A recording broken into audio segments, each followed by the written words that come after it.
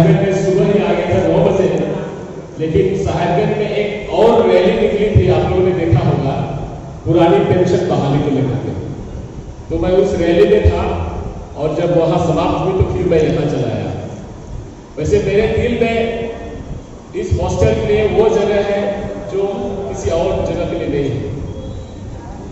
और इस आज की सभा में उपस्थित हमारे गुरुजन जो है और इस मंच को जिन्होंने सजाया है, आप लोगों को बहुत बहुत धन्यवाद मैं पहले कर देता हूं। मैं ज्यादा कुछ बोलूंगा क्योंकि आप लोगों ने बहुत सुना, इतना सुना कि आप लोगों का कान पक गया होगा। थोड़ा सा लीजिएगा पल्प, किसी पक्षी का घुसाइएगा, निचोड़िएगा तो निकलेगा, अंदर पक रहा होगा। तो मैं पकाने नहीं आया, कुछ बताने आया। और सिर्फ इतना कि डॉक्टर भीमराव अंबेडकर एक मिसाल है संघर्ष का, एक मिसाल है संघर्ष का कि आप सोचिए वो क्या जमाना था कि एक बच्चे को क्लासरूम में पढ़ने नहीं बैठे दिया। आप सोचिए वो क्या जमाना था कि उसको किसी घड़ा से, जो जनरल पीते थे, उस घड़ा से पानी पीने का हक तक नहीं था। आप सोचिए वो क्या जमाना था, क्या तकलीफें डॉक्टर भीमराव अंबेडकर ने सही होगी उस वक्त, लेकिन उसने कभी हार नहीं मानी, संघर्ष करते रहा, संघर्ष करते रहा, अंत तक संघर्ष किया। जब उसका इलेक्शन पार्लियामेंट में हुआ, पार्लियामेंट के लिए, तो वहां जो सदस्य थे वो भी उनको हेय दृष्टि से देखते थे। आप चुनकर आए, चुने हुए सदस्य हो, लेकिन हमारे बिरादरी के नहीं हो, फिर भी वो हार नहीं माने। और आज भारत में डॉक्टर भीमराव अकेले ऐसे शख्स है, अकेले ऐसे व्यक्ति है जो भारत के सबसे ज्यादा पढ़े लिखे, सबसे ज्यादा डिग्री वालों में है। और डॉक्टर भीमराव अंबेडकर को संविधान इसलिए लिखने के लिए दिया गया क्योंकि वो उस वक्त भी, उस सदन में भी सबसे ज्यादा पढ़े लिखे में से थे। आपको गर्व होना चाहिए कि वो आपके परिवार से, आपके समाज से, आपके बीच से वो आदमी था जो भारत का आज तक भी सबसे ज्यादा पढ़ा लिखा है।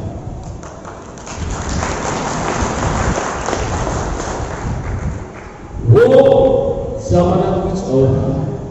बाबा साहब ने एक चीज कह के गया, मैं मर जाऊं तो कोई गम नहीं, मैं मर जाऊं तो कोई गम नहीं, लेकिन संविधान उस दिन मरेगा, उस दिन मरेगा जिस दिन इसको समझने वाले लोग कम हो जाएंगे। हम और आप आज के तिथि में संविधान को समझने वालों में है, इसीलिए अंत तक बैठे हैं। कई लोग हैं हमारे छात्रावास में जो अब भी सोए हुए, उन्हें पता नहीं कि उन्हें कॉलेज में एडमिशन देने का, कॉलेज में पढ़ने का अधिकार किसने दिया। उन्हें पता नहीं कि नौकरी में जाने का अधिकार उन्हें किसने दिया। उन्हें पता नहीं कि एमएलए खड़े होने का उन्हें अधिकार किसने दिया, एमपी में खड़े होने का उन्हें अधिकार किसने दिया। इसलिए आज भी हमारे बीच से कई लोग छात्रावास में सो रहे और सोते रहेंगे तब तक जब तक सर जैसे लोग यहां आके कुछ जागृत नहीं करेंगे। डॉक्टर भीमराव अंबेडकर इतने पढ़े लिखे होने के बावजूद इतने विनम्र स्वभाव के कैसे हुए?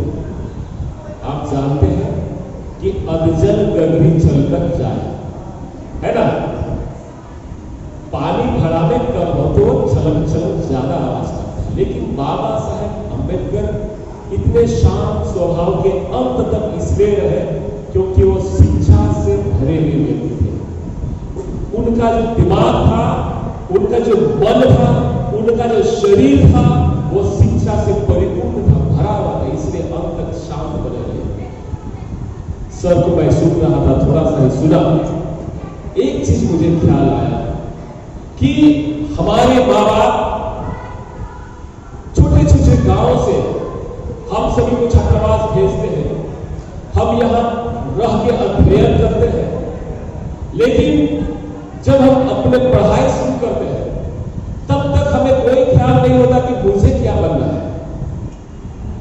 तब तक कोई ख्याल नहीं रहता कि मुझे कौन सा सब्जेक्ट लेना है। इंटरमीडिएट की पढ़ाई तक तो हम गोल मटोल दुनिया में घूमते रहते हैं, कभी दाएं देखते हैं, कभी बाएं देखते हैं, कभी आगे को देखते हैं, कभी पीछे देखते हैं, समझ में नहीं आती कॉलेज में क्या हो रहा है।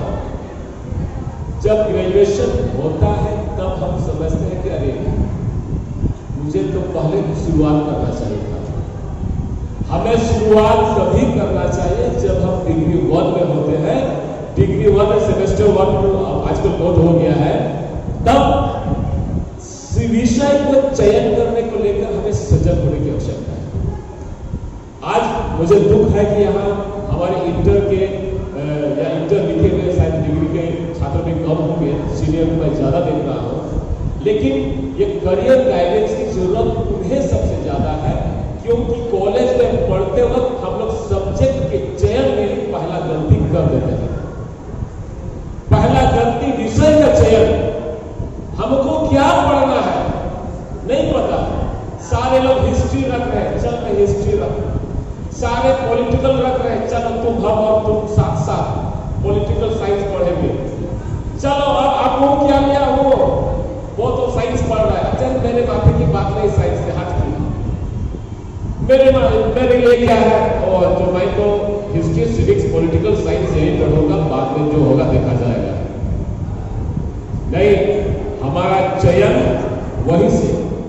आप जान के हैरान होइएगा, मैं बुराई किसी भी विषय का नहीं कर रहा, क्योंकि हर विषय में टॉप के लिए जगह है। कोई भी विषय पढ़िए, टॉप में रहिए, आपके लिए जगह है। बॉटम में रहिएगा तो आपके लिए कहीं जगह नहीं है। लेकिन हम SC ST में ज्यादातर लड़के लड़कियां कौन सा विषय पढ़ते हैं जो ज्यादा रहते हैं? हम साइंस, फिजिक्स, केमिस्ट्री, बायोलॉजी और जो विषय सब्जेक्ट है, लैंग्वेज, हिंदी, संस्कृत, इंग्लिश, ये हम कम रखते हैं। तो क्या होता है जब हम पढ़ते हैं, जिस विषय में जितना ज्यादा छात्र, उस विषय में उतना ज्यादा कंपटीशन। जिस विषय में जितना कम छात्र, उस विषय में बाद में उतना कम कंपटीशन। आपको क्या चाहिए कि आपके पास, आपके साथ ज्यादा लोग हो कंपटीशन में? क्या चाहेंगे? चाहेंगे कि कंपटीशन करने वाले लोग कम हो। लेकिन शुरुआत में हमने सब्जेक्ट गलत चेंज किया। दूसरी बात है कि हम लोग यहां पढ़ने आते हैं, हमारे माँ बाप हमारे लिए घर में, धूप में, छांव में, पानी में, क्या में नहीं खड़ते हैं। हमको थोड़ा भी अंदाजा नहीं होता है कि हमारा पिताजी, हमारा माताजी हमारे हॉस्टल खर्चा, कॉलेज के लिए पैसा कहां से जुटा के लाता है। हो सकता है आपकी मां का गहना आपके पिताजी ने बेचा होगा, हो सकता है आपकी दादी का गहना आपके पिताजी ने बेचा होगा, हो सकता है आपके पिताजी ने कहीं का जमीन बेच दिया होगा, लेकिन हम वो चाहते हैं कि मेरा बेटा, मेरा बेटी हॉस्टल में सुख से पढ़े, और मैं जो स्थिति में हूं उस स्थिति में मेरा बेटा बेटी न रहे। लेकिन हम क्या करते हैं? हम जिस तरह से अपने माँ बाप से उम्मीद करते हैं कि मेरा बाप मेरे लिए ये करे, उसी तरह से हमारा माँ बाप हमसे उम्मीद नहीं लगाए बैठे हैं कि मेरा बेटा पढ़ के अच्छा बने। क्या हम अपने माँ बाप के उम्मीदों पर खरा उतरते हैं? क्या हम उनके सपनों को पूरा करने के लिए यहाँ मेहनत करते हैं? क्या हम उनके सपनों को सही करने के लिए हम पढ़ते लिखते हैं? अब हमें सोचना, क्यों हम कई वर्षों तक हॉस्टल में ही रहते हैं? क्यों हम कई दिन तक यही गिरफ्तार करते रहते हैं? क्यों हम सर्विस में जल्दी नहीं जाते हैं? वजह यही है कि हमारा दिशा सही नहीं रहता। दूसरी चीज, हम कॉलेज के हमने हम अपने भाइयों के लिए कहना चाहेंगे कि जब हम तैयारी करते हैं तो our focus must be on one thing. हमारा फोकस तैयारी का एक चीज पर होना चाहिए। जैसे अगर मैं इकोनॉमिक्स लिया हूं तो मेरा फोकस बैंकिंग क्षेत्र को लेकर रहना चाहिए। अगर मैं इकोनॉमिक्स में ग्रेजुएट किया हूं या पीजी कर लिया हूं तो मेरा फोकस बैंकिंग सेक्टर होना चाहिए और उसके लिए मेरा जीतोड़ मेहनत करना होगा। अगर मेरा हिस्ट्री है, सिविक्स है, केमिस्ट्री है, इसमें तो ज्यादा विद्यार्थी रहते हैं तो मुझे और ज्यादा पढ़ना होगा। ग्रेजुएशन करके कुछ नहीं होगा, मुझे एमए करना होगा, बीएड करना होगा, एमएड करना होगा, डॉक्टरेट करना होगा, तब जाके मेरे लिए अवसर बनेगा। तब जब हम परीक्षा की तैयारी करते हैं तो हम लोग क्या करते हैं? रेलवे का निकला, चल भाई भरो सब, यहाँ वहां सब लोग भरो, रेलवे का भरो, सब लोगों ने भर लिया, चल तैयारी शुरू कर। अब रेलवे की तैयारी, रेलवे की परीक्षा के लिए कैसे कैसे खत्म हो गया, अब बैंकिंग का निकला। अरे बैंकिंग का निकला, चल history, physics, chemistry, geography, biology और कितना है सब, चलो बैंक, सब भर दिया, चलो बैंक का लिखेंगे सब। वो खत्म हो गया, अरे पुलिस का निकलेगा, अच्छा दौड़ो, सबको दौड़ मैदान। अरे भाई आपको दिल्ली जाना है कि कोलकाता, पहले तय कर लो। आपको बैंकिंग में जाना है कि रेलवे में जाना है कि पुलिस में जाना है कि शिक्षा विभाग में जाना है, पहले तय कर लो। क्यों कभी दिल्ली जाने वाले ट्रेन में चढ़ते हो, क्यों कभी कोलकाता जाने वाले आधा रास्ता में फिर उतर जाते हो, वहां पे नहीं पहुंचते हो, दिल्ली में नहीं पहुंचते हो, कहां पहुंचोगे? कहीं नहीं पहुंचोगे। तैयारी कीजिए, फोकस हमको बैंक में जाना है तो बैंक में ही जाना है और मुझे बैंक में ही नौकरी करना है। सफलता आपको आपके कदम जरूर छुए। आपको लगता है कि आपको शिक्षक बनना है तो जान लीजिए शिक्षक बनने के लिए क्या करना है, आप उसी को तैयारी कीजिए, दूसरा देखिए मत। कलर बदले बनना है तो अलग बात है, थोड़ा बड़ा बनने के लिए ऐसा सोचना पड़ेगा। तो तैयारी कीजिए, फोकस एक जगह होना चाहिए और अपना फोकस एक जगह रख के तैयारी कीजिए, सफलता निश्चित मिलेगी। और मैं समझता हूं कि अगर एक व्यक्ति हमारे समाज से आगे जाकर के नौकरी करता है तो उसके पीछे उसका परिवार और उसके संबंधी को लगता है कि नहीं, हमारा परिवार से भी एक व्यक्ति नौकरी में है। एक व्यक्ति की नौकरी की बात नहीं है, लेकिन आपका पूरा परिवार, आपके पूरे संबंधी आपके साथ जुड़ जाते हैं।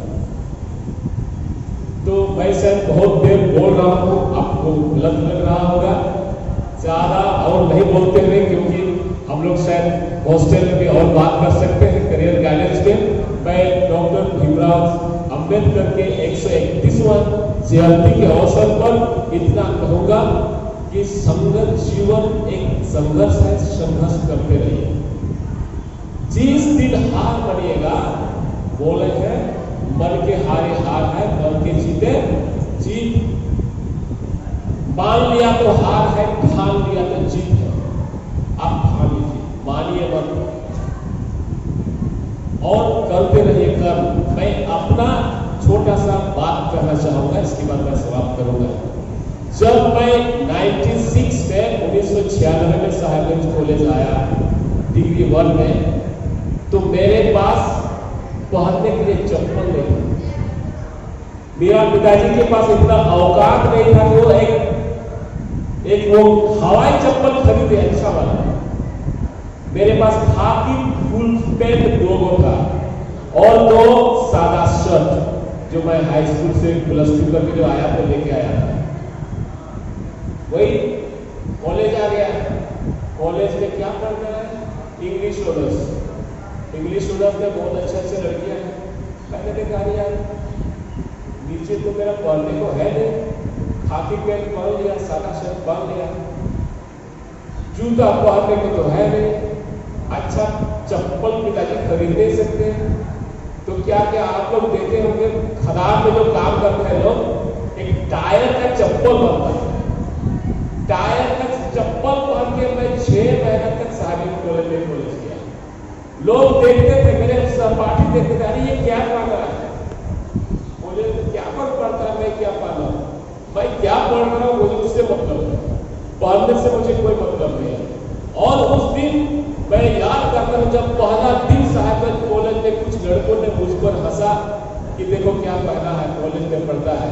उस दिन मैं ठान के गया था कि साहिबगंज कॉलेज से बहुत ज्यादा आगे, बहुत बड़ा आगे तो मैं नहीं बनूंगा, लेकिन बिना सर्विस किए मैं यहां से नहीं जाऊंगा। और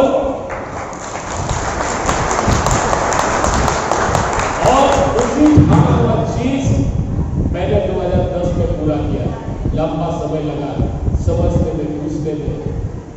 और मैं अपना परिवार का, अपना गांव का पहला व्यक्ति था जो हाई स्कूल में टीचर बना। संघर्ष करते रहो, संघर्ष करते रहो, करते रहिए, सफलता आपकी कदम चुनेगी। मैं उसका जीता जागता उदाहरण, बहुत सारे सर लोग भी होंगे। एक सर यहाँ थे, रिजवी सर, एक बार उन्होंने हमसे कहा था कि लाओस तुम यहाँ क्या करता है, तुम तो बड़ी तेज है जी, कहीं राशि जाता है। तो मैंने कहा सर मैं सेल्फ मेड, मैंने अपना जीवन खुद बनाया है। और मैं यकीन दिलाता हूँ कि मेरे पिताजी ने कॉलेज के समय एक कपड़ा नहीं खरीद के दिया, और मैं जिंदगी में नहीं रोया कि मेरा पिताजी मेरी मम्मी मेरे लिए कपड़ा नहीं खरीद सकते थे।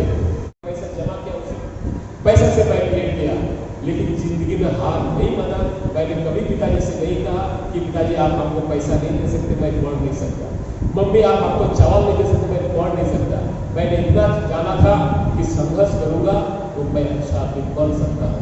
अब भी संघर्ष कर रहा हूँ, अब भी संघर्ष जारी है। और संघर्ष करने की सारी प्रेरणा मुझे उसी समय डॉक्टर भीमराव अम्बेडकर से मिली थी। मैं अब इतना ही कहकर समाप्त करता हूँ कि पढ़िए, दिल लगा के पढ़िए, फोकस करके पढ़िए, संघर्ष अंतिम दम तक कीजिए, सफलता आपके चरण चुमेगी। धन्यवाद।